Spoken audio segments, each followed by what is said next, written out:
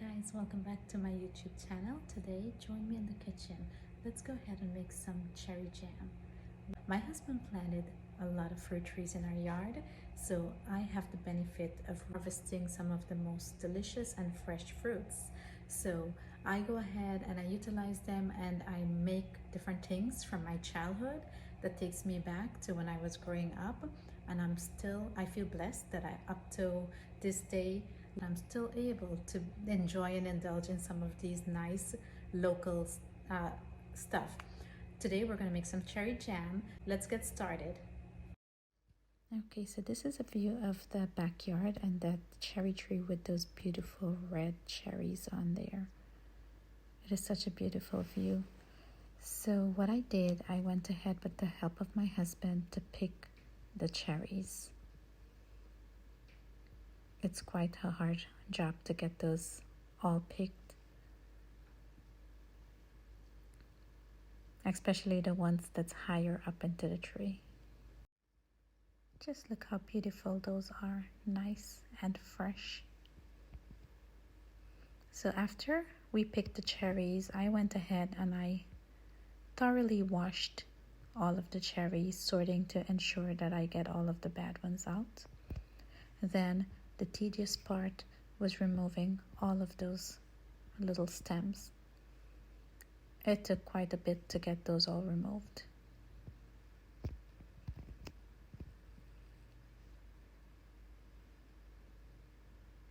Most of it comes out very easily. Some of it just needs the help of a knife. Then after the stems were removed, I went ahead and I added them to a large pot, and then I added water to cover the cherries. Then I brought that to a boil. Once the cherries were nice and plumped and soft, I extracted the cherries in batches, adding them to like a strainer, and I squished them using a potato masher to extract the excess juice. This is the water that the cherry was boiled in. After smashing the cherries, I used the back of a spoon to press on the seeds and the pith, just ensuring to get as much as the juice as possible out of the cherry. And then this is the pulp, which I went ahead using a clean cloth or a cheesecloth just to strain it again through to ensure that I don't get the pulp into the juice. Then I added the juice back into the pot using a strainer again just to ensure to catch any extra pulp. I ended up actually having like 1600 grams of liquid cherry juice, and to that I added 1000 grams of sugar.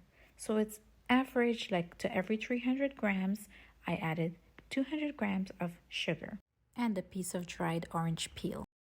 I brought that to a boil, and throughout the process, using my spoon, I skimmed off that excess foam that settles on top, just constantly turning and skimming off that extra foam. I kept boiling the mix, just constantly stirring to ensure that it wasn't gonna burn or catch in the bottom of the pot. I am using a candy thermometer.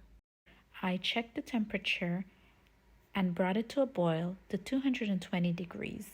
As you can see, it's very thin and liquidy, but it's starting to show a little thickness dripping from the spoon. At that point, I killed the heat. This allows the jam to cool down and settle.